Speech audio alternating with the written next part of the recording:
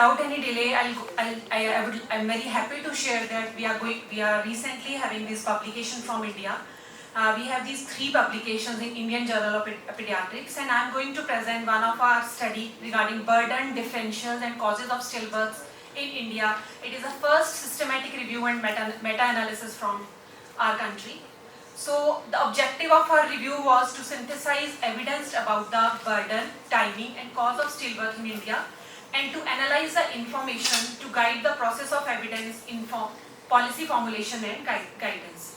So we did literature research almost in PubMed around more than 1,000 and in Scopus 2,000, and ultimately we found which we included in our study was only 45 studies, and out of which we made 49 reports depending upon the place of study and year of study. So out of these 49 reports, this represent the data of 29 healthcare facilities and 20 studies conducted at community level. So out of 29 hospitals, only 3 were conducted at primary or secondary level. Most of the studies are from tertiary care hospitals of our country. If you look at the results, what we did is we divide the studies before 2016 and after 2016. The reason behind actually what happened is our stillbirth surveillance guidelines of our government in India that was released in 2016. So we made that landmark. We thought that let's divide accordingly, and otherwise nothing impossible. So what we found was the stillbirth rate of overall stillbirth rate was 31 per 1,000 total births. We have included only those studies in which the denominators were available and where we could find out the actual burden of stillbirth in India. So as per this, the stillbirth rate of community was also 22.7 per 1,000 total births.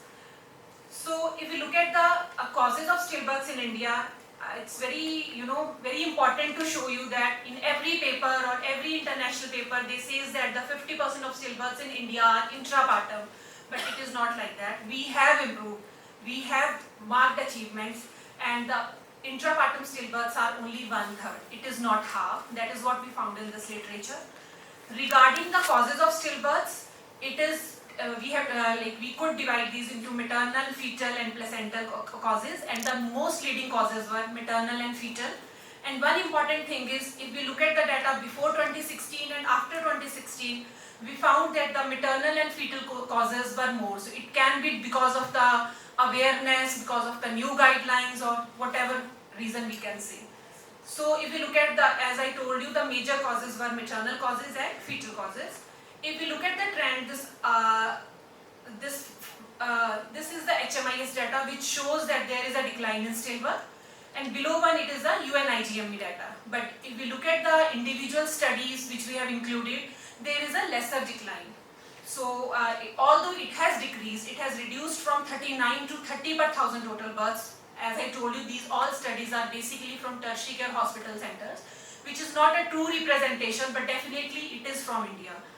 Now, I would like to summarize that the key finding of this systematic review is the share of antepartum stillbirths was estimated to be 2/3. Only 1/3 are intrapartum.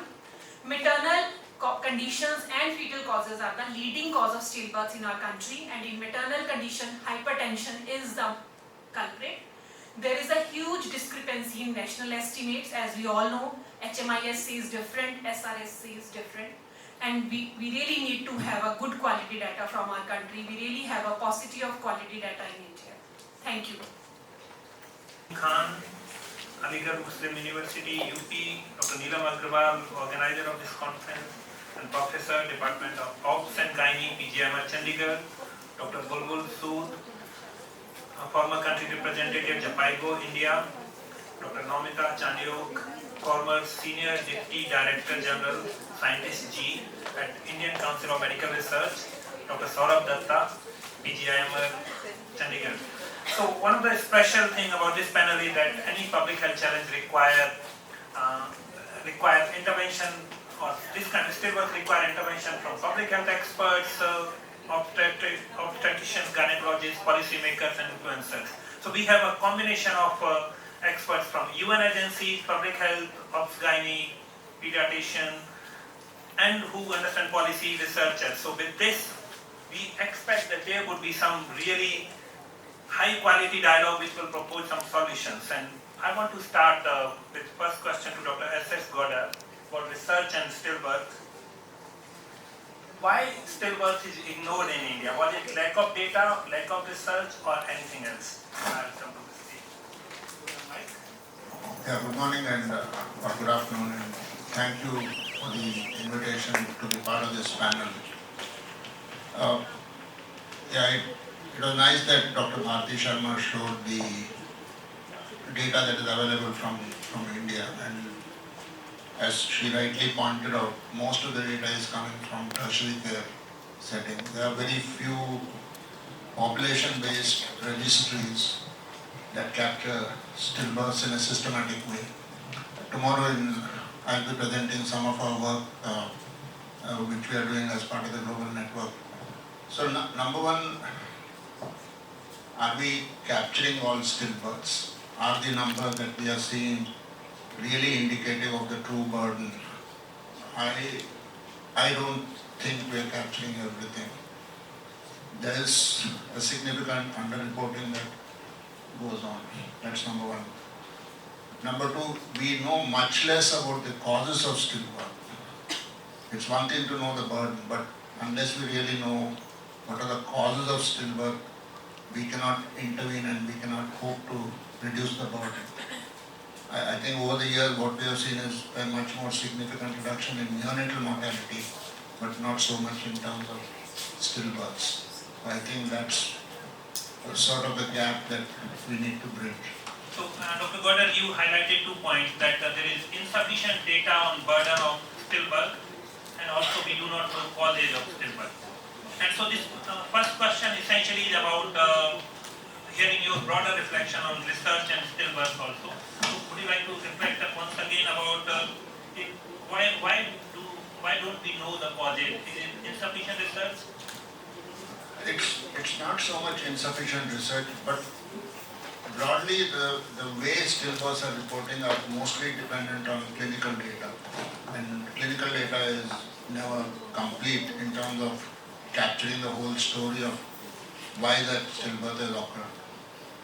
Unless we use a battery of tests to really understand the whole pathophysiology, whether it is maternal causes, placental causes or fetal causes, we really cannot understand the whole picture of why we are getting these stillbirths. And that kind of an effort, I think, has been very sporadic in terms of trying to test whether it is infective cause or a vascular cause or a placental cause.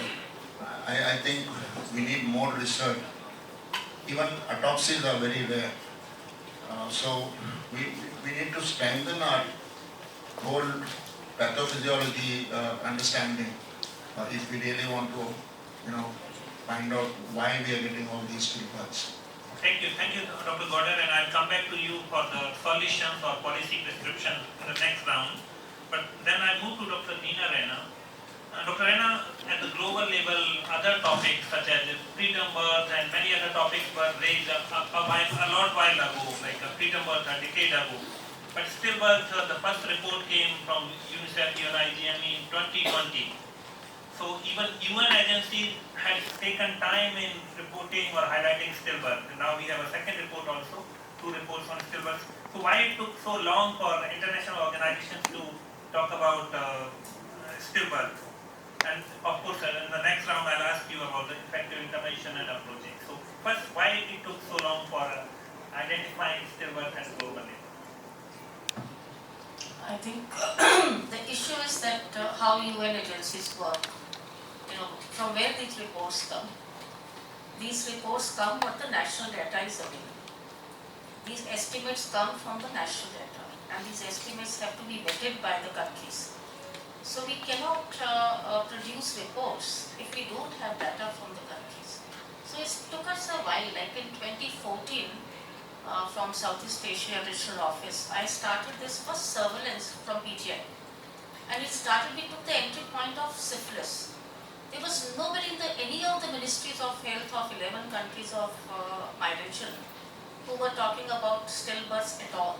There was no focal point. If we call any meeting, we organized a meeting, they didn't know whom to send, whether to send a child health person, maternal health person or nutrition person. So if you don't have somebody who is responsible for it, and the governments have taken initiative because the stillbirths are not counted. And I'll tell you the second reason is the definition of stillbirth. Okay? Most of the developed countries take into account gestation of 22 weeks onwards. Most of the developing countries take the account, the ministries have taken a decision. We did a complete survey, which country has taken 28 weeks as the cutoff point, which we call late gestation stillbirth, early gestation, and that has a lot to do with the age, the gestation for abortion law. Okay? Now, India, for example, have just passed a law, the MTP Act, to 24 weeks. So they can't take 22 weeks as the, stillbirth. So I think, definition for international comparisons, definition is important for us to address. So that was our second challenge, because different countries were using different definitions. You can't compare apples with pears. So that's the second challenge. Third was the fresh versus macerated, which earlier we say fresh macerated, now we say antepartum, intrapartum. Very, very difficult. Even at hospital level, even with the best of clinicians, at times it becomes a big challenge to really say whether it was fresh or it was macerated, whether it was antepartum or intrapartum. So with these challenges, we started working because we had a birth defect surveillance already in place. So we added one additional form, trained people from different countries, and Dr. Neelam took the lead, and we had, that's our WHO Collaborating Center as well. So we were able to now establish these surveillance, where the birth defect surveillance is there in almost all countries of our region. But still is picking up. There are 5 countries which have started to report and fill those forms, and as I think you very nicely mentioned that if we don't know the causes, how do we prevent? There are few known preventable, there are few known causes. But that's not enough. Syphilis, for example, we started with syphilis, but in our surveillance in 2014, not a single case where stillbirth happened had a syphilis positive test. So, with interventions, things are changing. The whole demography is changing.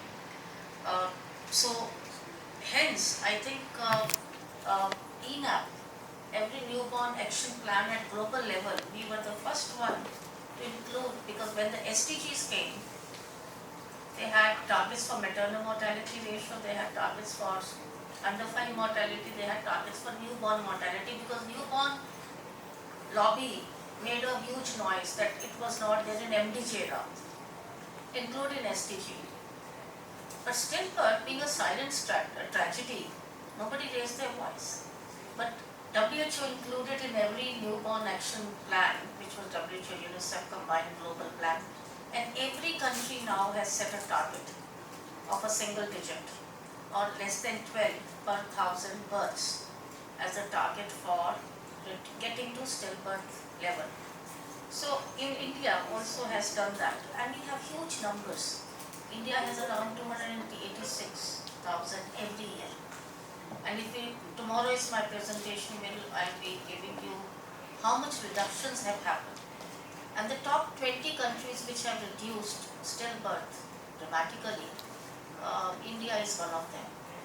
And in addition, Bangladesh and Nepal from our region is also there. So issue is that we need to really collect data, and if we don't have authentic, valid information, UN agencies can only work on estimates, and invariably the countries object to these estimates. HMIS is clearly telling us Chandigarh has the highest number of stillbirths, which is 22.3, and then is the Meghalaya, and Kerala of course has the lowest. They are lowest in everything. So my issue is that we need to see how we can use the every newborn action plan, where India has just launched a revised one. How we can use these action plans to monitor the progress, and as WHO, we are there to support collection of valid, authentic information and telling countries that these are, this is the data and this is where you need to. Thank you very much. So you gave two important things, that country-specific data should be available before any UN agency can come up with a report, and that was grossly lacking. But you flagged the point that ENAP in 2014 started that process, and that's why the reports started coming. And second issue about the definition adopted by different countries vary, and related point is about the training of healthcare workers. Usually healthcare aspects are not trained enough to document. So those are the challenges. We will talk about solutions in the next round, but that brings me to another aspect, that globally around 1.9 million stillbirths happens every year. In India, 286 or 287,000 deaths happen every year. If we talk in terms of stillbirth rate, even South Asian countries, for example, Pakistan has something like 31 per thousand total births of stillbirth rate, while Maldives has something like 4.8. So there is a wide variation, which itself proves that stillbirths can be reduced. These are preventable stillbirths. Within India, Dr. Rana talked about Chandigarh, as per official data, has a 22 per thousand live birth, 22 stillbirths per thousand total births, and Kerala and some states have a 3. So there is a wide variation, which itself is a proof. None of us ever use it for policy making. None of us ever use it for planning. So it's a HMI's data, and these are the flaws which must be highlighted and taken by the Chandigarh administration, the health department, to the ministries of health, and make sure that this is corrected. Okay? I think it's also related to birth and death registration rule. CRBS, yeah. Wherever the death happens, it's reported or recorded in that setting, and that's why it is coming out. But we should not believe in outliers. We should also be mindful that this is an outlier or a special circumstance. But if we look at the broader picture, as a nation, India has a 12.2 stillbirth per thousand stillbirth, which is also high. Definitely, India has made progress in reducing stillbirth by approximately 59% in the last 2 decades. We will discuss, but I think when people get excited and when some kind of debate happens, that's the entire idea of this discourse. So, which is in a sense good. So, this brings me to Dr. Bulbul Sood. Madam, I would request you to please talk about the public health aspect decades. Thank you very much, and again, thank you very much for the organizers for inviting such a distinguished panel. And I think I would say I'm not really an expert in the area of stillbirth, but as a public health specialist, even if you look at, this is the first national conference you are holding, okay? This is preventing preventable stillbirths, and recently the Stillbirth Society of India has been launched. I think somewhere there's no doubt that stillbirth is a public health problem globally, but unfortunately it is one of those areas which was neglected for a long time.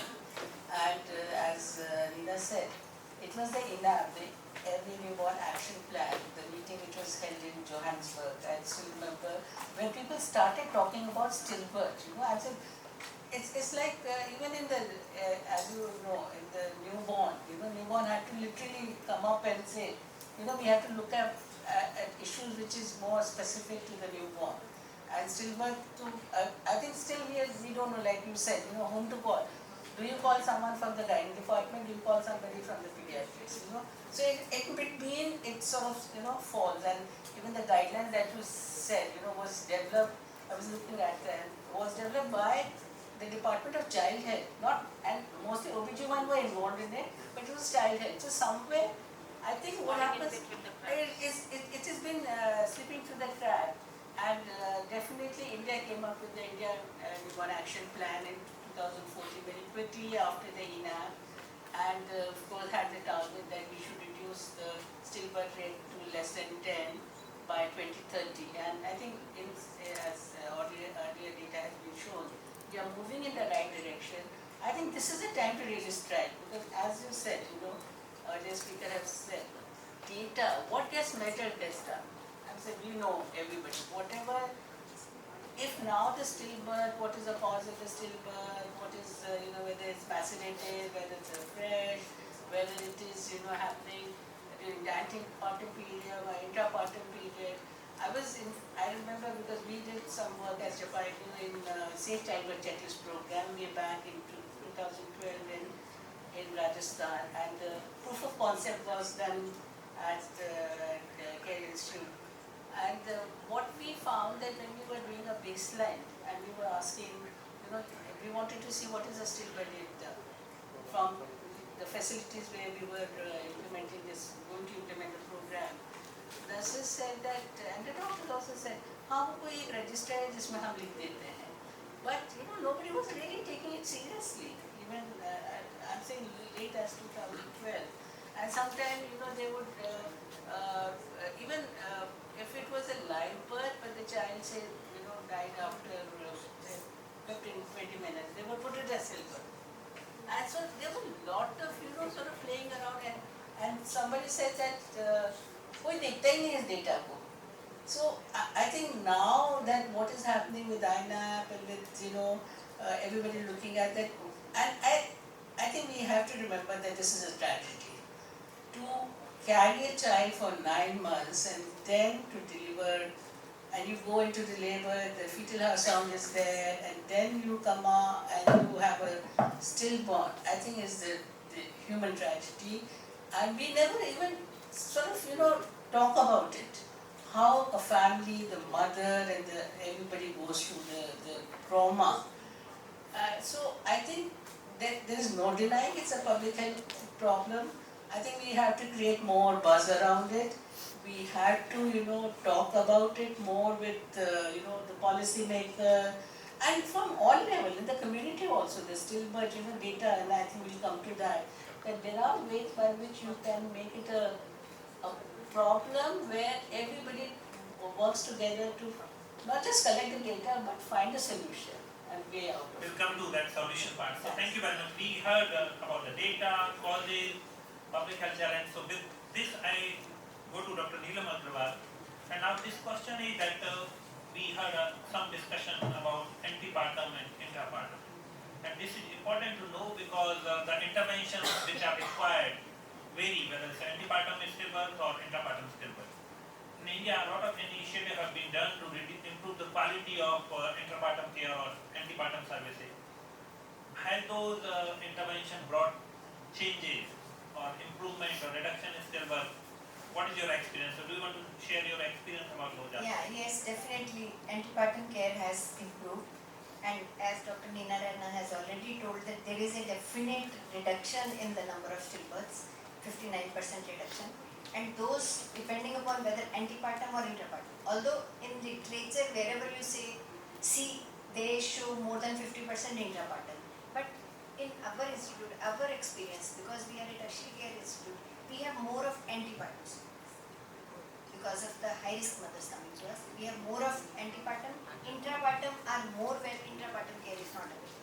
But at the level of institutes, intrapartum care is good, and referral is from periphery with problems, and those are mostly the antibiotics. So like I want to ask this follow-up question because even globally there are 45% of stillbirths are intrapartum and 55% are antepartum. In Asia, like this is around equal number. Why this scenario different in India?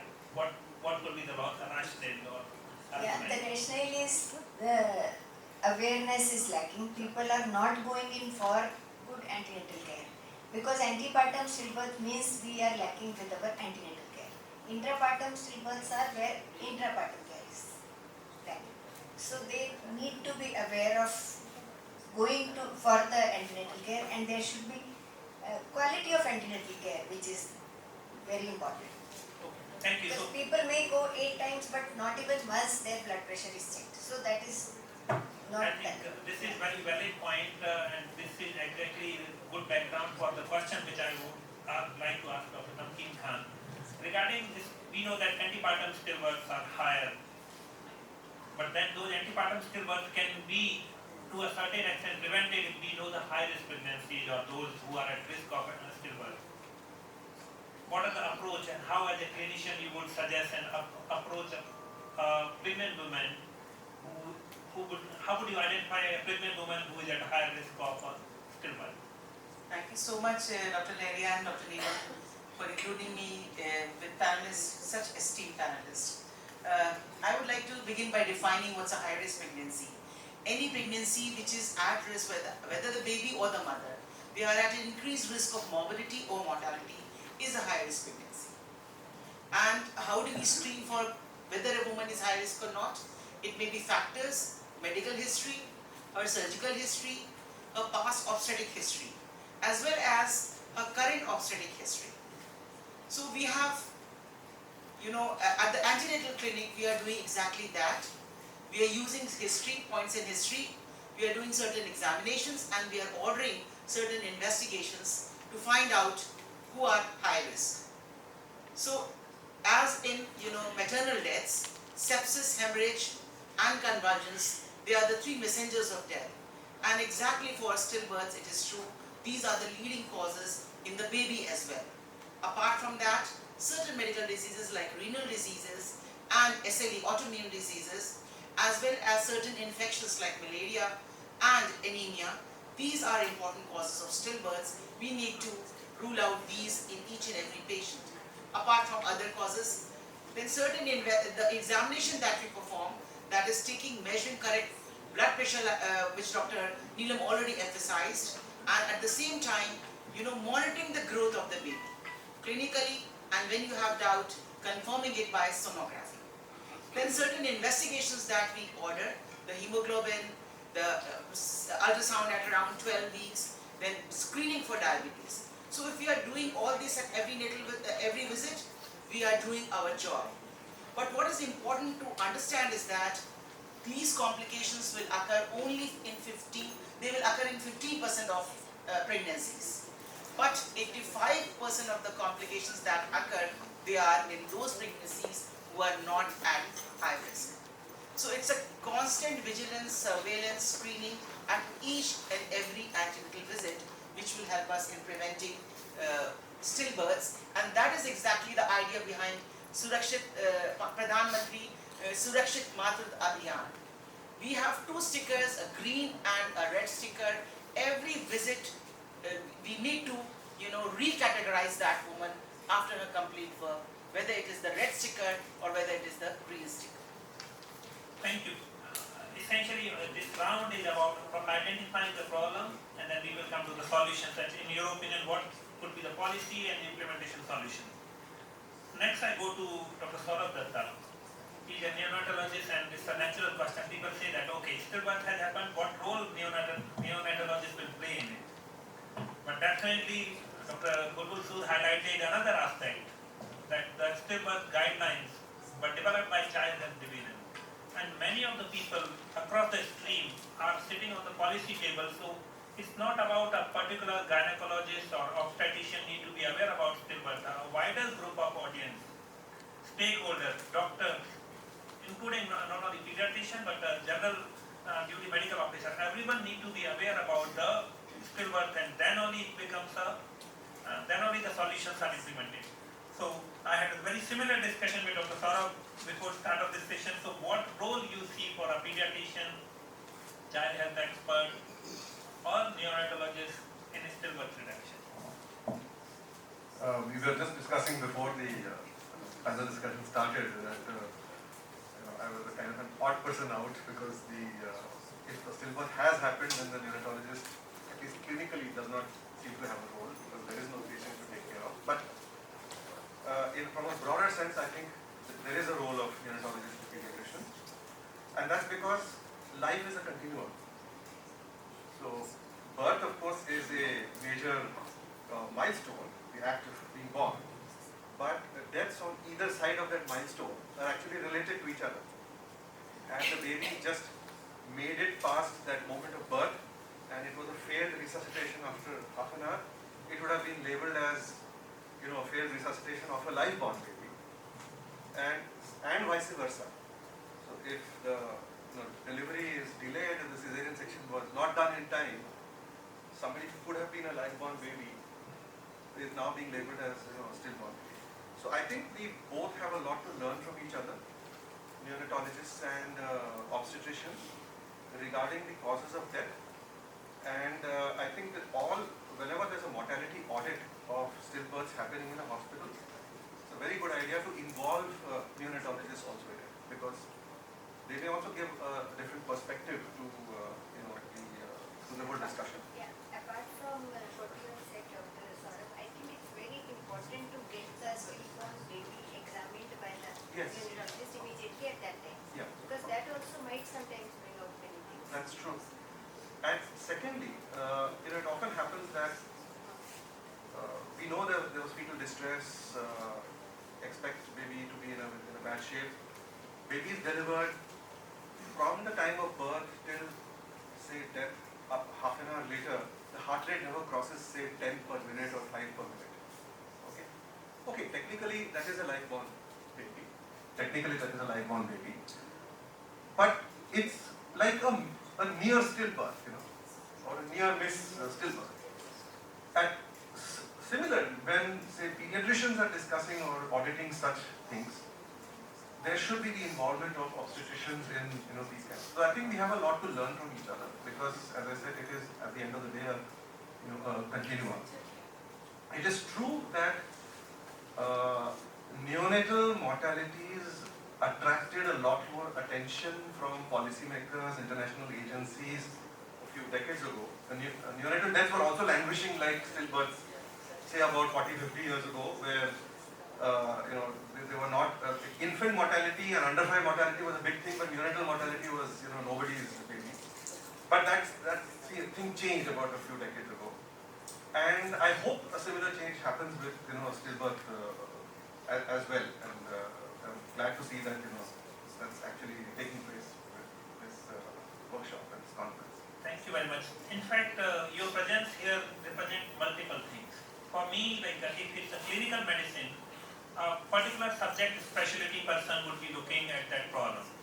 But stillbirth, as we agreed in this panel, is a public health challenge. And when it is a public health challenge, it requires multiple disciplines coming together for a different reason. Some of the people sitting in this audience in future might become a policymaker or decision maker, and they need to be aware about those challenges, and that's why different specialties should be involved. In fact, not only neonatologists or pediatrician, in fact, I believe that a pathologist, forensic medicine experts need to be involved in such kind of dialogue, because if we are talking about causes of stillbirth which are unknown, and part of the reason is this kind of collaboration, this kind of engagement is suboptimal, if not zero.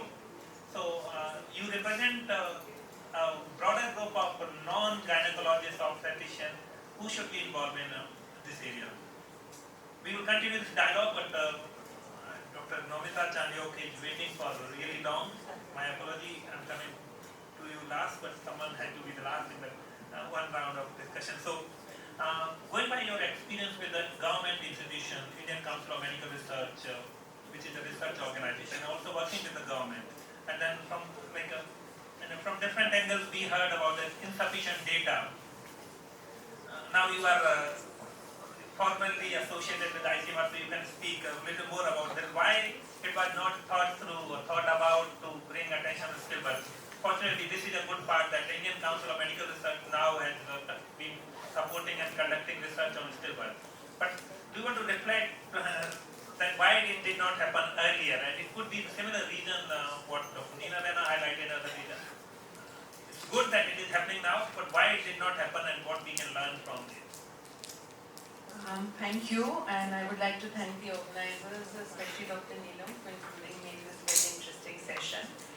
I'd like to say that, research is one of the most critical tools for effective public health. And research is, it gives us a better understanding of any disease or disability or any health problem. But the reason, I think, one of the reasons why so much focus, and many of the speakers have spoken on it, why stillbirth was never considered. We were too busy trying to address other issues which were more important at that time. Maternal mortality, trying to, see institutional deliveries, trying to improve our quality of health care, trying to address neonatal mortality, and somehow stillbirth was not on the horizon. It only came up, I think, after the IMAP. And ICMR has always aligned its research priorities according to what the national goals are.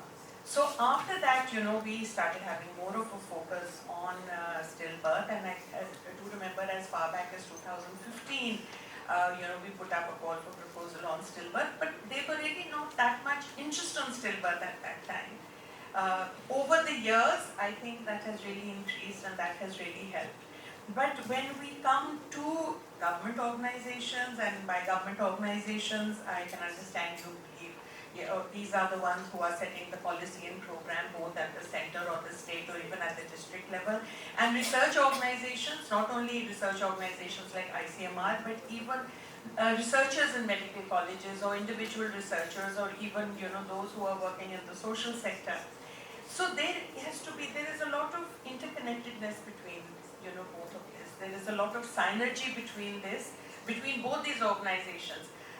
Both these, I would say, not organizations, but both these, the government sector and the research. The topic of this session is policy to implementation. And how would you, policy is all based on research. Unless you don't have evidence to say that something works or there is something, it cannot go into policy. And then for policy to become implementation, there are lots of knowledge gaps for which again you would need to go back to research. So it's a constant, a back and forth between research and between implementation program and policy. And I would say that has really improved now. And we've all been talking about the lack of data, and we all know that, for the lack of data, we only have individual studies here and there. There are vast differences in the data which is coming out of the SRS or which is coming out of the NFHS. So that is one of the areas which really needs to be focused on, as to how we can really get reliable, robust data which will not only tell us what the level of stillbirths is, but which will also help the program to see whether the program is going right and are we really achieving the goals which we have set out to be. Thank you very much. Now this next question is not directly to any panelist, but you can volunteer to answer this question. So India is approaching to achieve INEP target or Indian Human Action Plan target of single digit stillbirth. Currently it's 12.2 per thousand total birth, but in like INEP target or INEP target is by 2030. So India will definitely achieve that target, there is no doubt about it. But at that point it will be important to understand where those stillbirths are occurring. Essentially we need to know about the geographical inequities, geography in the sense of states or districts, or also in terms of rural, urban and other perspectives, socio-economic status. We know there are inequities with whatever available data, but there is not enough work, in my opinion, to further document those inequities. There is a paper which we recently has been published along with the two papers which were shared by Dr. Bharti, which looked at the district-specific variation in the stillbirth.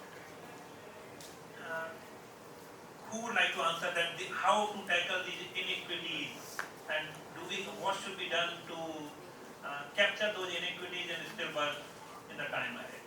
Any panelists who would like to feed this?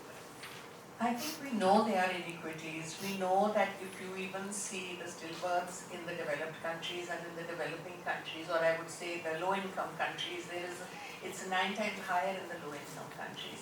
And there are studies, as I said, there's studies from Jharkhand, there's studies from Bihar, there's studies from other states, there's secondary data analysis, there is this systematic review which is being done, which does tell us about inequities, about all the, the distal determinants and how, what can be done about it. Unless we do not have better data, unless we do not have data which is, in a sense, nationally representative, and it does not give us, it captures all, the details about the stillbirth. Unless we don't have that, we're never going to know, where are the areas where we are having more of these stillbirths, who are the women who need that extra care, And unless we don't have that right data for it, I don't think we'll be able to move forward about that. Thank you. Next question. Okay. Dr. Rena, आपके लिए there is another question, so you can answer both.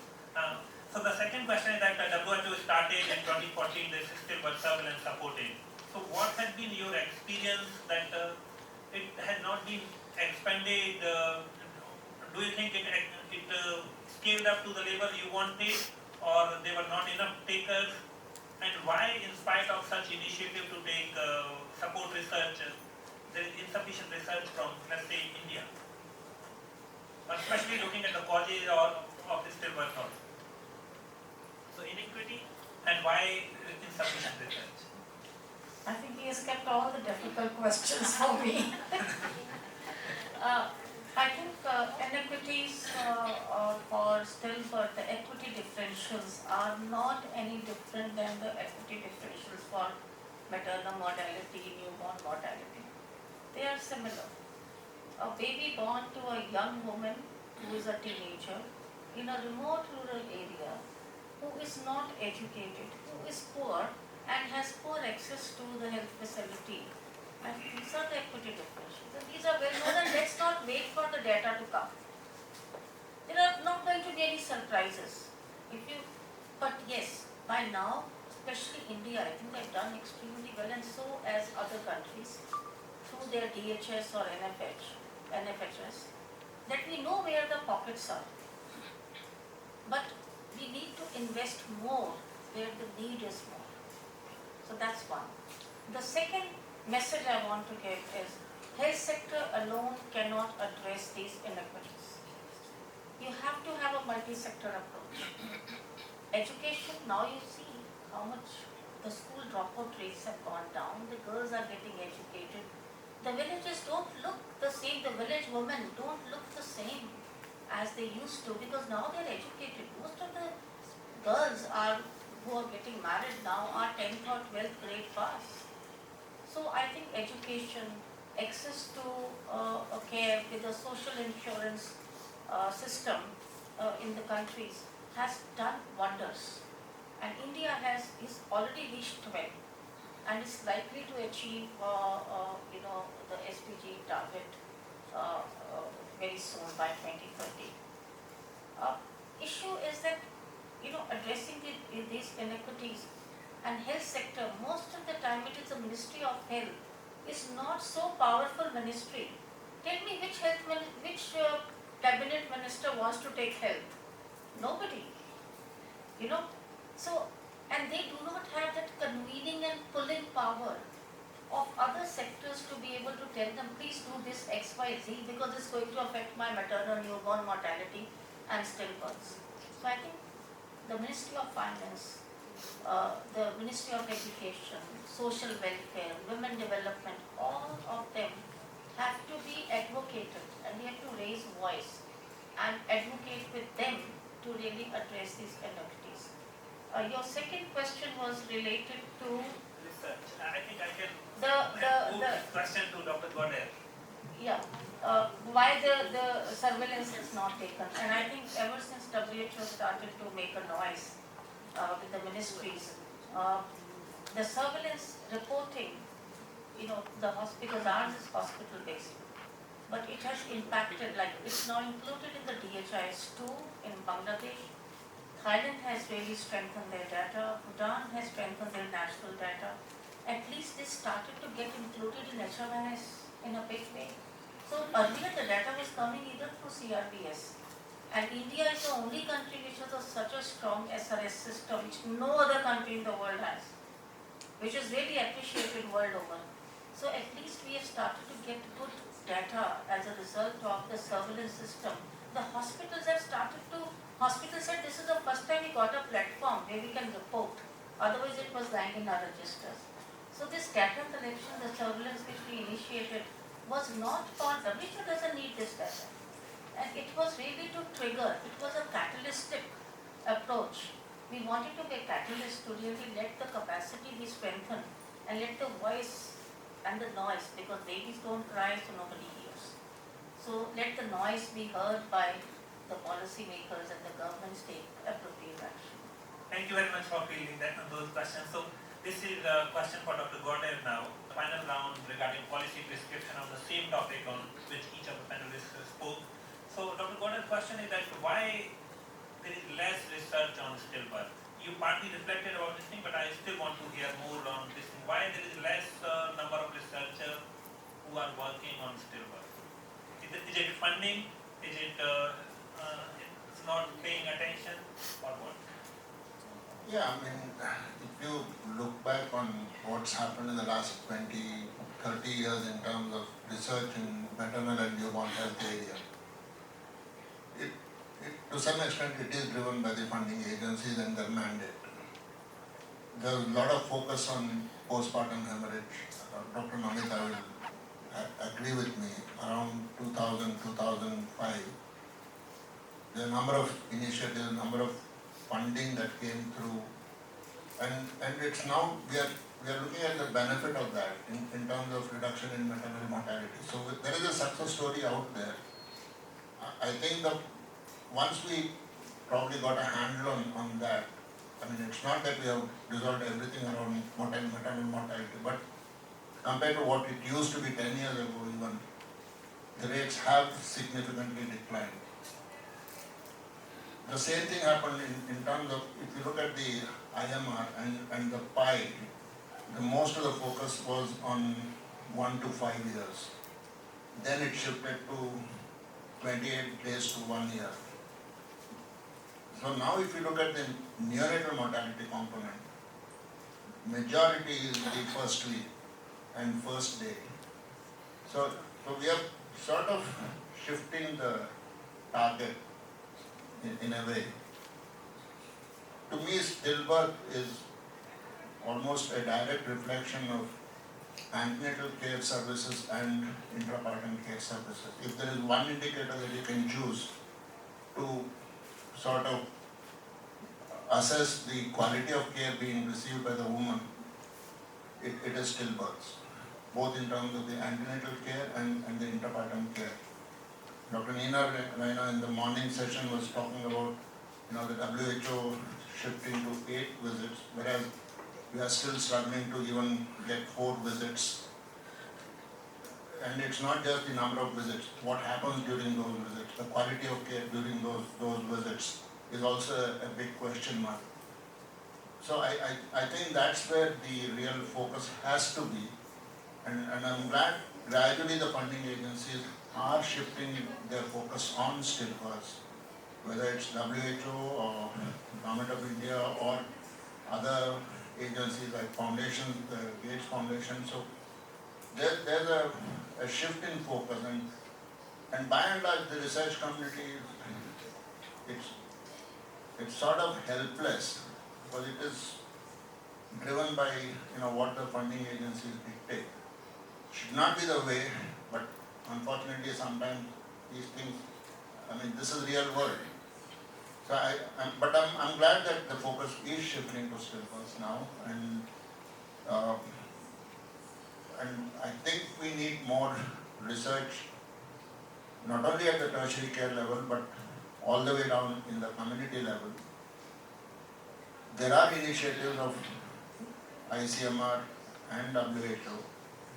We really need to strengthen, and we need a sort of a collaboration between the health system, which is primarily responsible for delivering the services to the people, the academia, the research community, mostly from medical colleges or and the funding agencies. Unless there is a dialogue in terms of what priority setting has to occur, it's difficult to move forward. But I think that's beginning to happen. Thank you, Dr. Goddard. So I was mindful of the time. Yes, Dr. Let me put it in a very blunt term. Nobody owns a stillbirth. The researchers, obstetricians, they have PPH, many other things. Neonatologists, they said, baby's not alive, none of my business. So I think the ownership is important. And for ownership, I think we need 4 departments to be together. OBGYN, neonatology, community medicine and pathology. And if these four, and I think that's what Dr. Chandrakant said in the very beginning, they have to come together. And OBGYN may take the lead because I think now Stillbirth Society is Dr. Neelam Agarwal who floated this society. And when we wanted to really reach out, and why, when you ask the question why surveillance is not picking up, in many countries OBGYN says it's the pediatricians who come to resuscitate. Madam, they should be uploading the data. Why should we be uploading the data? Why do you want to burden us? And I think it's a very, very blunt way of saying that unless you own an issue and understand the magnitude, only then you will undertake the research. Funding is not an issue. Dr. Namita is here. Dr. Rajiv Bahal, who is our WHO colleague, is now heading ICMR. And he says, nobody comes to me for money. He says, I'm ready to give, yesterday I was inaugurating a newborn, ENCC course which WHO has launched in AIMS in Delhi. And I met Dr. Vinod Paul, it was he and me, I was in PGI, he was in AIMS. We made so much of noise that in MCH, where is N? And that was 1980. And today the voice is heard of newborn. Okay? Similarly, I think Dr. Rajiv Bahal said, I have 25 crores to really do the postnatal care, home-based postnatal care and facility-based newborn care to reduce the mortality further. But there are no takers. And then we were discussing how do we approach. So I think we need to be very clear in terms of the ownership, the research, how do we bring these teams together and how do we take forward the research. Thank you very much. So you already started the policy prescription part. So I'll come to, I think I'm mindful of the time, so I'll just take one round. And I'll come to Dr. Neena Bena for concluding remarks later. So let me start from other side of this panel, quantum stillbirth. Now, in this round, please suggest 3 solutions or way forward to reduce antepartum stillbirth. Dr. King, sorry. Okay. So one is of course the antenatal care. Then of course the infrastructure, the equipment that we require. But no amount of having state-of-the-art equipment or infrastructure, putting funds into the infrastructure, is going to work if we do not have staff. And even if we have enough staff, if they are not providing quality care in an empathetic manner, in a respectful manner, it is all going to fail. So all these things are, 3 things are important for providing good quality antenatal care. And it has to be in a respectful manner. I want to press this point a little more. So you said improve the quality of care, but those are the 3 points, which is summary of those 3 points. Do you want to be more specific on any other point? Because antepartum stillbirth is a good number in India. So in addition, like everything, good antenatal checkup, those are quality of care issues. I would like to hear 1 or 2 more points from you. So one important is that if we are able to detect hypertensive disorders in time and provide timely care, that will be a big achievement, because that will prevent a lot of both maternal mortality and morbidity and as well as fetal deaths. Then anemia and malaria, I think these are 2, and infections, intrapartum infections. Thank you. The same question to Dr. Neelam Agarwal, but this time about intrapartum stillbirth. What should be done to prevent intrapartum stillbirth? For intrapartum stillbirth, care again has to be from antepartum stillbirth, because from antepartum stillbirth, detection of fetal growth restriction is very, very important, because that will reflect in the intrapartum care, and then intrapartum care itself.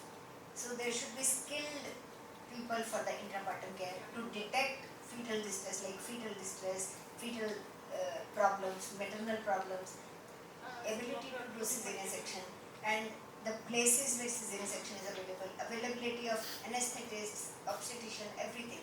So for skill development in the intrapartum care as well as availability of the And I'm sure that both of these can be supplemented by evidence on causes of stillbirth. If we have a more evidence on, which is geographically representative evidence on causes of antepartum or intrapartum stillbirth, So conducting research actually can save life by deploying the right kind of interventions. Thank you very much.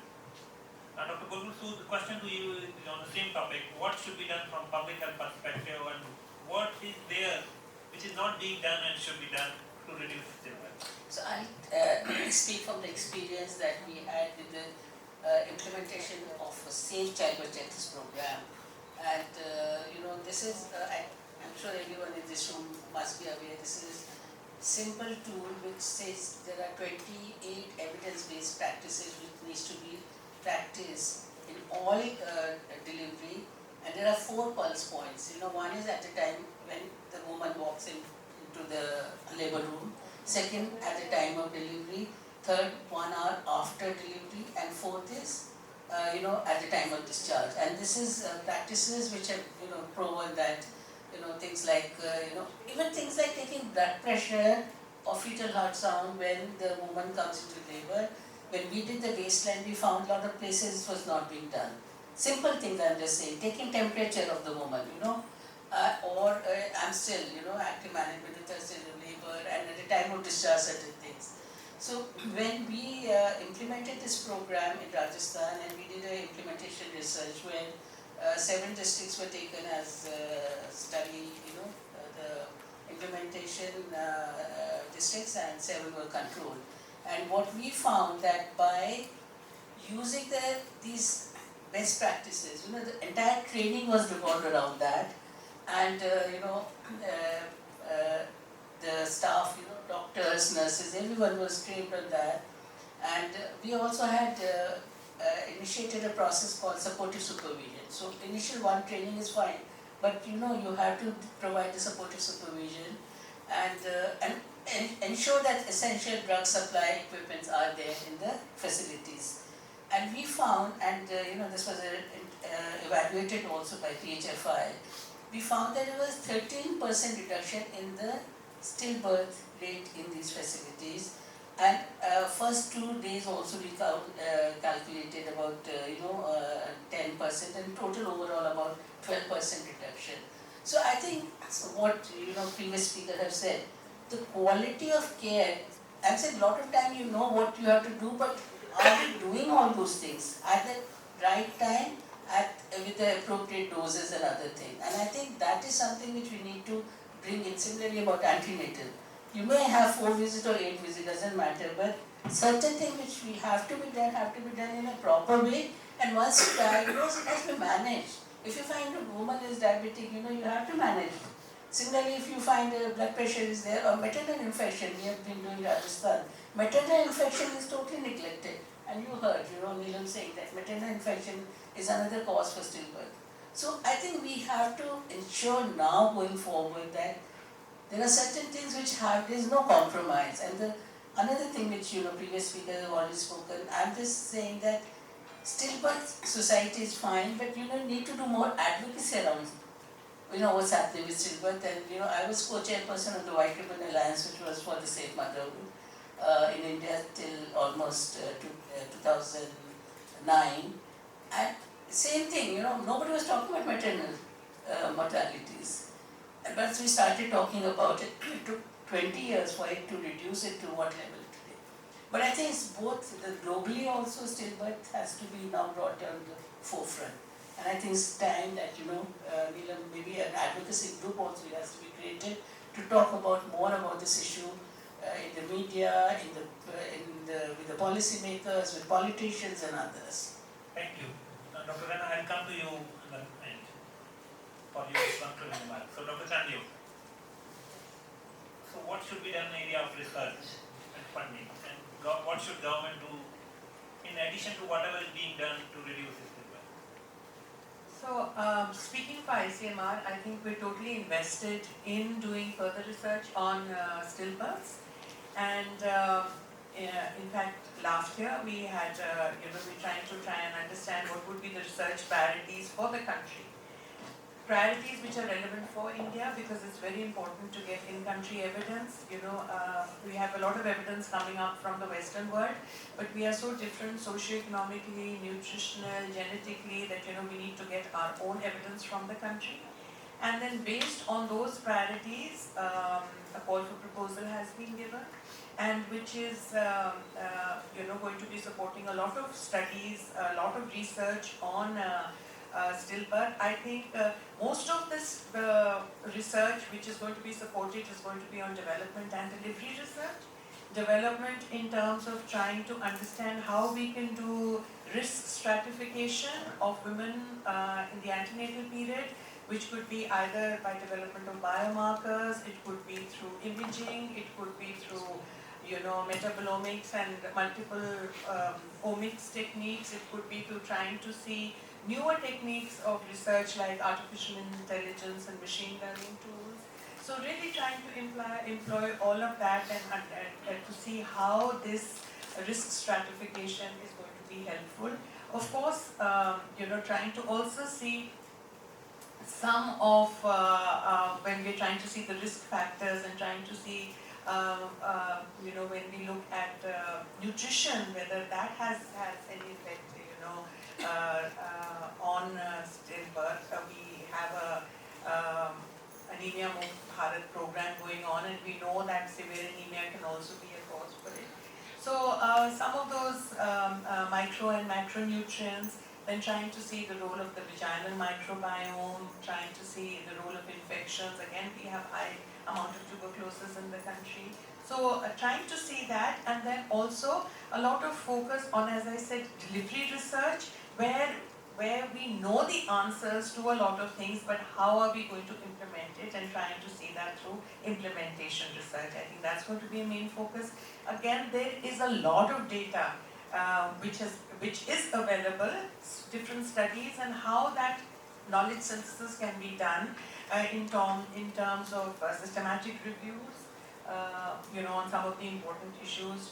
We say that really quality of care, whether does it really improve our stillbirth, and a lot of other questions which can come up. So I think there are also cohorts.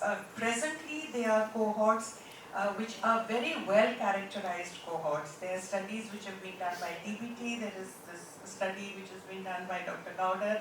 Other groups in Pune, other groups in Haryana, where there is data on stillbirths, on women, in which there is imaging data, there is nutritional data, there is clinical data, there is data on infections, and there is also data on MITs after that in the women whom have undergone, who had a stillbirth. So how can we harmonize that data?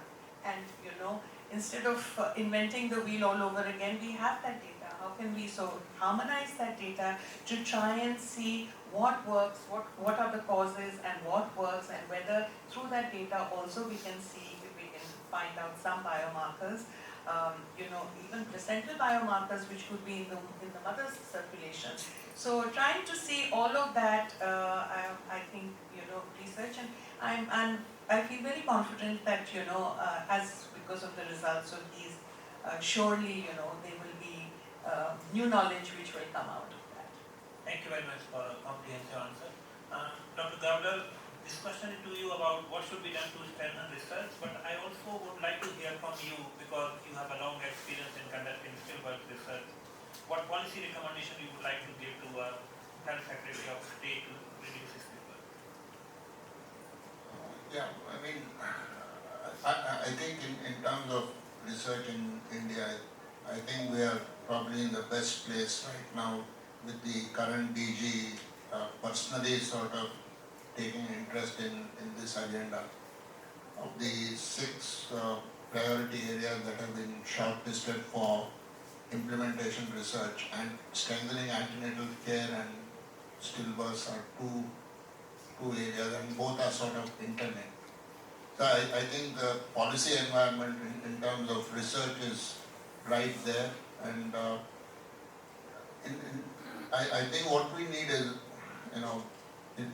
we need implementation research studies working with the Department of Health and Family Welfare on strengthening antenatal care services. How do we improve our coverage indicators in terms of ANC care, the quality of care? So that's one.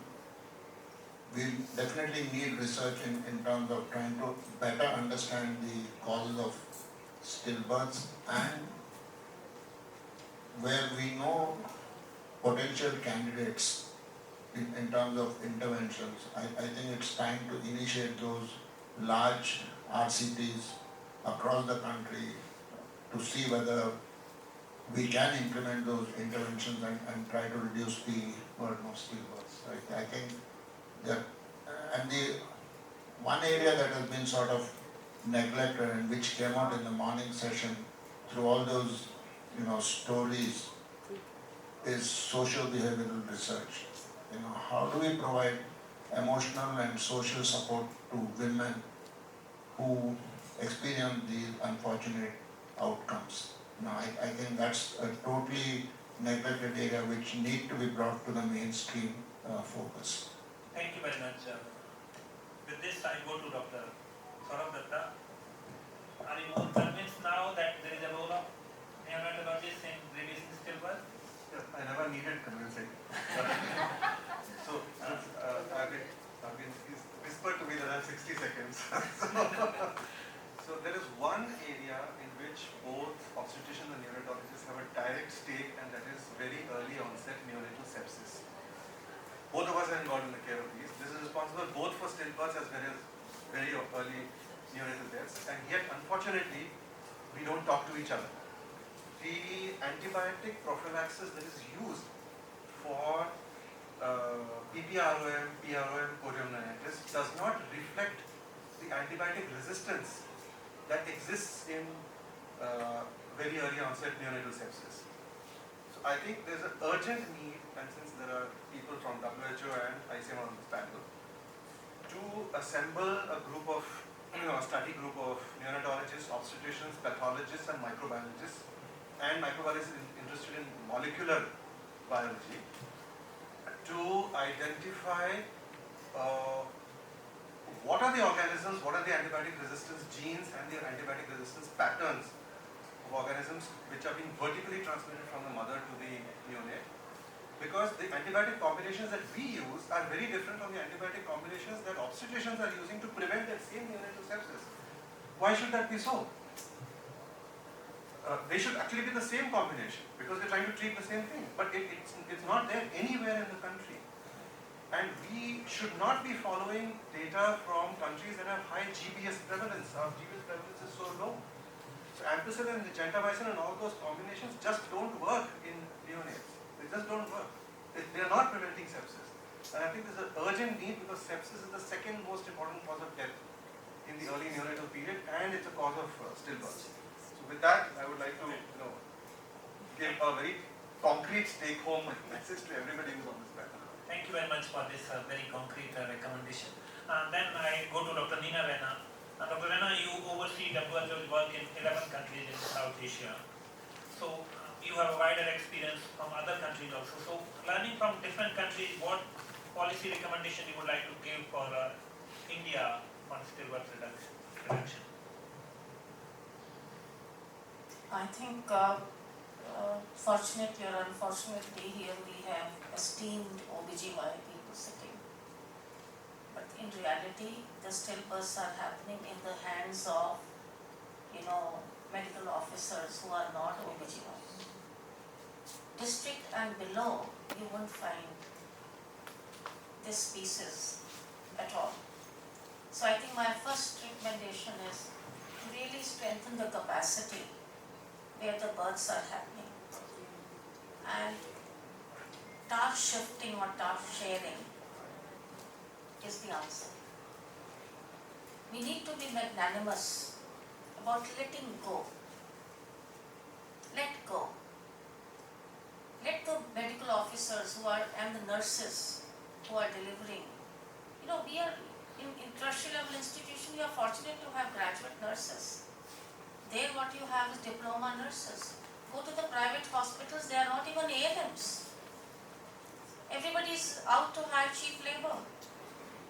So my first recommendation is to really strengthen the capacities at the district and below level by task shifting and task sharing and giving them more responsibility with good hands-on and full backup support of referral system.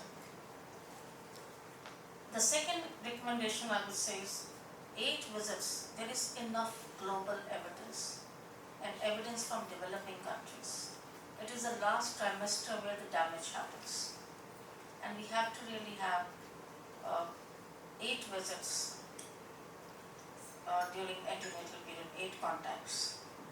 And I agree with Dr. Neelam and Dr. Bulbul and Dr. Duncan. The quality. You may contact, but I may do nothing except giving you lip service. I do not have blood pressure equipment which is working. I do not have anything to test urine for albumin. No quality. So point of care quality improvement is important. Let's not talk quality at the national or district level. And this POCI is what we call point of care quality improvement process, which has now expanded to almost all countries of our region, where every hospital, every ward, they look at the quality, where are the gaps, why more cesareans are happening, why hand washing is not happening, why oxytocin is delayed, and they find ways of really getting people into the habit. Quality is a habit. Quality doesn't need more time. You're doing the same thing, but you have to do it properly as per the standards. So that's my second. And third is about strengthening NICU beds. Increase the number of NICU beds. I know of obstetricians who said, we knew the fetal heart rate is going down. We can do the cesarean, but we did not do because we knew there is no bed in the NICU. There's no ventilator available. Why give her a chance? Because if we do cesarean, all she can do is 2 or 3 maximum. Let the baby die. They said we monitored the fetal heart rate going down, but we did not do because we know there's no backup. And that's why Dr. Saurabh Datta, you have to advocate. And if you look at the stillbirth data, look at how many of them are premature. So it's not only IUGR, it's also prematurity, which is responsible for neonatal deaths and also responsible is a major cause for stillbirths. So I think that's my third recommendation. Very, very strong policy implication. Please increase your beds. And coming to maternal death surveillance and response, please add B.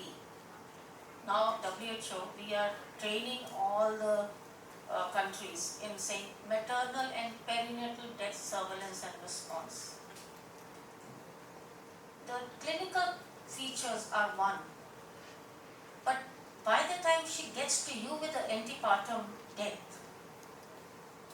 she has already been to 5 or 6 facilities and been pushed out. I did maternal death investigation when I was doing some meaningful work. 100 deaths in Punjab and Madhya Pradesh. And even in maternal deaths, they did not even entertain. The ambulance is standing out. Every maternal death before death, had visited minimum of 4 facilities. I did 100 in 1980, 100 stillbirths, verbal autopsy. In 90% of the stillbirths at that time, I'm talking 1980 when institutional deliveries were very low, injections to speed up labor was given in 90% of the women, and in one, it was 20 injections which were given by the local RMP at the request of the child. So I'm saying verbal autopsies, even when you are getting antepartum, they may have been to many facilities and everybody must have seen there is no fetal heart rate. Why should we get the blame on us? Let's avoid admonition, let's refer. I think NPDSR will tell you the stories behind that when the woman gets to you, how many facilities she had visited before getting to you. Let's not blame them. They do come, but at times we are not, in a position to respond really. So my last 2 points. 1, if you want to really advocate and have a good policy dialogue and attention, brand stillbirth prevention. Branding is very important. If you don't do branding, then it will not move faster. So branding for advocacy is very, very important. The second is network, south to south learning. So we don't need to learn everything here. Exchange programs. There are some countries which are even behind India. So we would like to promote, because we promote. Now I'm sending a team from Nepal to Sri Lanka on a study tour to learn. So we can have that exchange programs where people come, and we can even have exchange programs with Dr. Alex, who is sitting here working on his presentation, which is going to be soon probably. We can have exchange programs, we can have network of institutions who can collaborate not only in research but also in building capacities across. We need to build capacities. Emergency obstetric care, believe in me, go to even a district level hospital close to Chandigarh. My heart bleeds when I see the level of emergency obstetric care which is available just right under the nose of Chandigarh. Very poor. And if you don't have emergency obstetric care, pardon me for saying it, you will not reduce stillbirths. So I think this is something which we need to really focus on. And lastly, self-care. WHO has recently launched guidelines on self-care. 8 contacts are not enough unless you provide good quality care but also empower a woman to be able to take care of self. So self-care, I think we need to be focusing on. Thank you. I've been advised by organizers that we need to close this session. I know. Thank you very much. So I'll not try to summarize. This was really a wonderful discussion. Thank you very much to each of the panelists.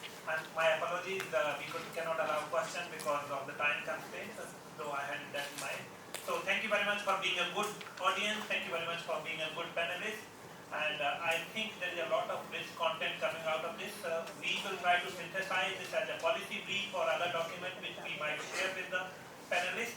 And if there is something really panelists believe that we might bring out as a paper, editorial or something. So we will not stop here. The policy dialogue essentially means the dialogue has just started. Thank you very much and we close this.